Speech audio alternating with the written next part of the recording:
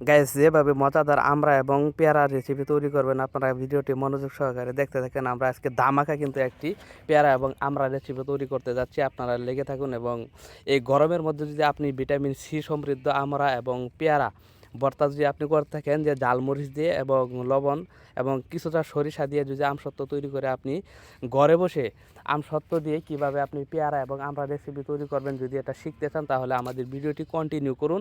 দেখবেন কিভাবে আমরা মজাদার একটি ভালো উন্নত মানের এবং সুস্বাস্থ্য দেশীয় ফল দিয়ে কিভাবে আমরা শুকনা মরিচ গলিয়ে সামান্য কিছু লবণ দিয়ে একদম মজাদার লোভনীয় খাবার তৈরি করি। আপনারা দেখতে থাকুন। প্রথমে আমরা আমরা আমরাটি ছিলে নিব, পেয়ারাটা ছিলে নেব, তারপরে কুচি কুচি করে নেব, তারপর সামান্য পরিমাণ লবণ দিব এবং যে যতটুকু জাল পছন্দ করেন সে অনুযায়ী আমরা শুকনা মরিচ দিয়ে নেব। তারপর মরিচগুলোকে একদম ভালোভাবে গুঁড়া করে নেব। গুঁড়া করে নেওয়ার পর আমরা সুন্দর করে আমরা সেটাকে কী করবো, মিক্স করব। মানে আমরা কিছুক্ষণ মাখান দিব। দেখতে পাচ্ছেন যে আমরা কীভাবে মাখাচ্ছি, আমরা কীভাবে মরিচ দিলাম, কীভাবে লবণ দিলাম, তারপর কীভাবে কুচি কুচি করে কাটলাম।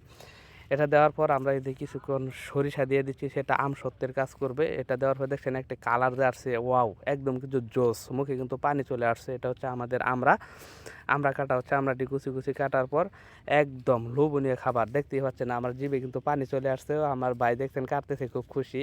এই যে আমাদের হাতে কারাকারি শুরু হয়ে গেছে। আমাদের জুবাইর ভাই, জিকরুল ভাই কিন্তু সেই টেস্ট, তারা বলতেছে খুব মজাদার একটি খাবার আমরা তৈরি করে ফেলেছি।